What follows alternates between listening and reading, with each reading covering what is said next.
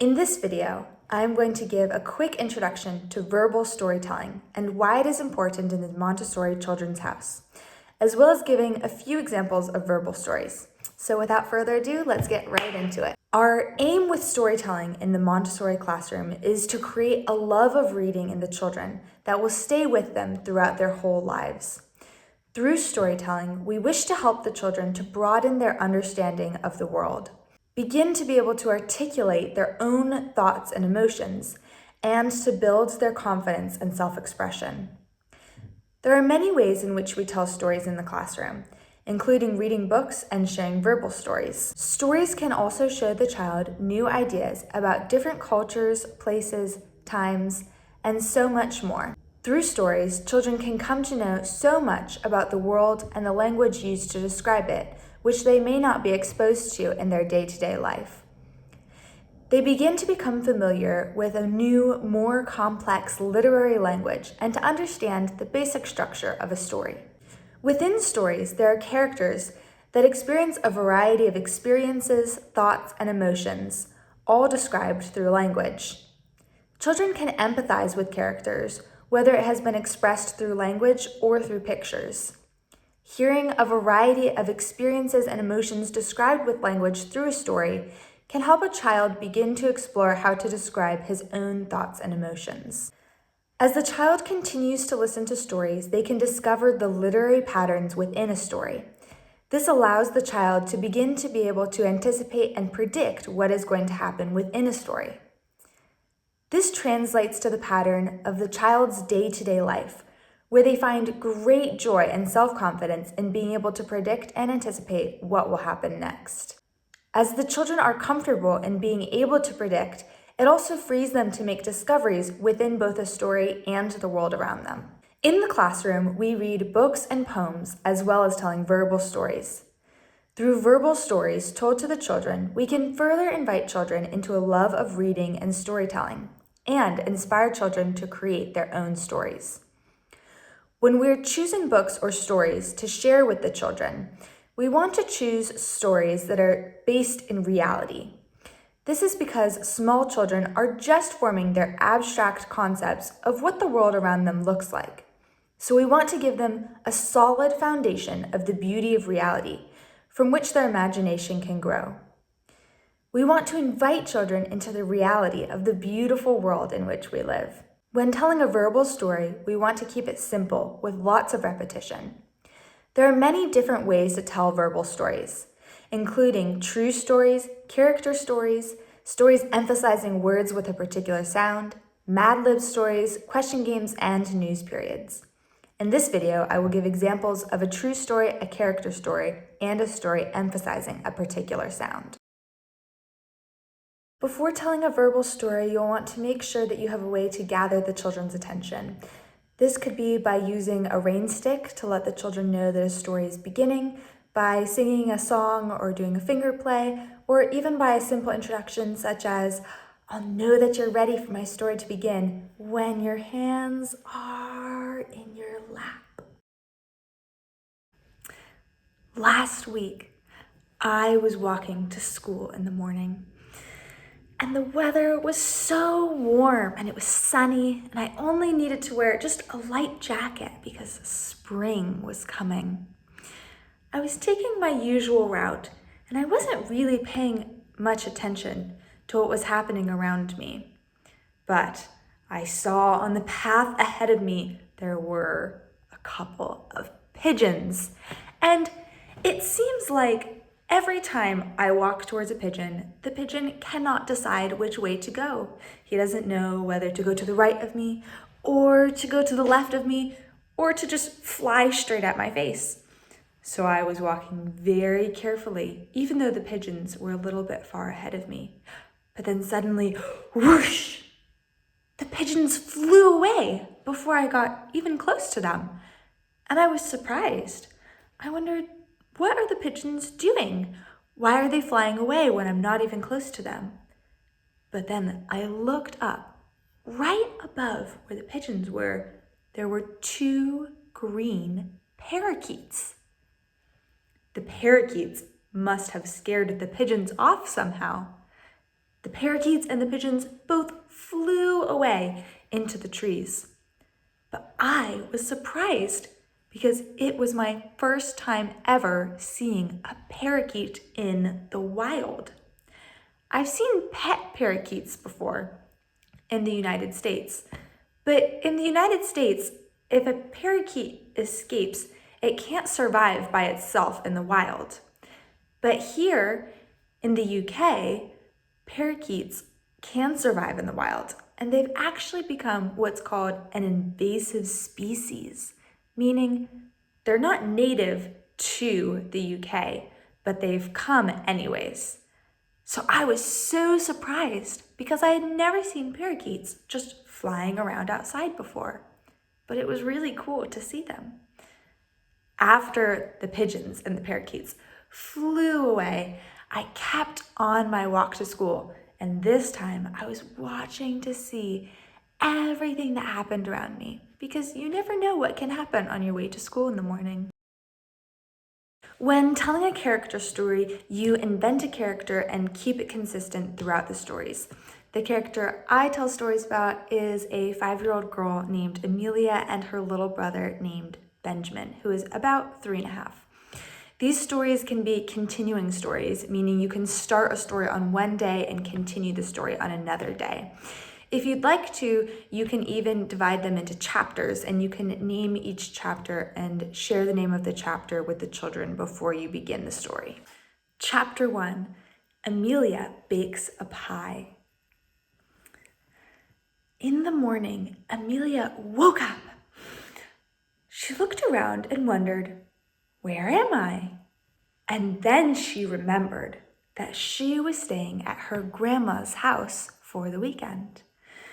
Amelia yawned, and she got out of bed. She looked over and she saw that Benjamin was still sleeping. She didn't want to wake him up, so she tiptoed so quietly and opened the door softly and went out of the room. She walked downstairs and she saw that Grandma was cooking eggs in the kitchen. "Good morning, Grandma," Amelia said. "Good morning, Amelia," said Grandma. "Did you sleep okay?" "Yes, I slept very well," said Amelia. "In fact, I'm still a little bit sleepy." "Well," said Grandma, "I have something that will wake you up." And she placed on the table a plate of scrambled eggs and a muffin and some orange juice, which was a special treat for Amelia. Amelia said, "Is Benjamin's breakfast ready too? I can go wake him up if you want me to." Grandma said, "That would be great, Amelia." So Amelia ran up the stairs and she ran into her room and she said, "Benjamin, wake up." Benjamin blinked. And he opened his eyes. He looked very sleepy. "Benjamin, Benjamin," said Amelia. "Benjamin, it's time for breakfast. We're at Grandma's and she made scrambled eggs and there's orange juice. Do you want some?" Benjamin nodded and opened his eyes all the way. "I'm awake now. Let's go get some breakfast." So Amelia and Benjamin went back down the stairs together and began eating their breakfast. And while they were eating, Grandma sat down with them and she said, "I wonder what we should do with our day today." Amelia stopped eating for a moment to think. What is something that she doesn't normally get to do, because today she's with Grandma, so she should do something special. Amelia thought. "Grandma." "Yes, Amelia," said Grandma. "I wonder, remember last week you said that when we had time at some point, you could teach me how to bake a pie." "Yes," said Grandma, "I remember that. Should we bake a pie today?" "Do we have time?" said Amelia. "Yes, we have lots of time today," said Grandma. "I think that's a great idea. We should bake a pie. What sort of pie should we bake?" I like Cherry pie, said Amelia. Okay, we can make a cherry pie. Benjamin, what sort of pie would you like to make? Asked Grandma. Said Benjamin. I like cherry pie too. Can I make it with you? Of course, said Amelia. And Grandma said, you know what? I even have all of the ingredients ready. So when you finish your breakfasts, you can go and get dressed and we can get started. So Amelia and Benjamin finished up eating their breakfast. They went upstairs and got dressed and came back down. And Grandma was looking in the pantry. Grandma, said Amelia. Yes, Amelia. Do we have all of the ingredients we need? Are you sure? Well, said Grandma, let's get out the recipe book and we can check to see what ingredients we need. So together they went and got out the recipe book. Amelia looked at the recipe and she said, do we have flour? Grandma said, yes, we have flour. And then Amelia went through and listed each ingredient, and Grandma told her, yes, we have it. Now, said Grandma, we need to follow the directions. So let's get out a mixing bowl. So Amelia and Grandma got out the mixing bowl and they mixed together all of the ingredients for the filling for the pie. And while they mixed together the ingredients, Benjamin got out the pie crust and he unrolled it so carefully so that it wouldn't crack. When Amelia and Grandma finished mixing together all the ingredients for the filling, Grandma went over to Benjamin and said, oh, Benjamin, you unrolled the pie crust so carefully. It doesn't have a single crack in it. Benjamin was very proud that he had unrolled it so carefully. Grandma carefully put the pie crust into the pie pan, and then Amelia and Benjamin scooped in the filling, and they put it in the oven to bake.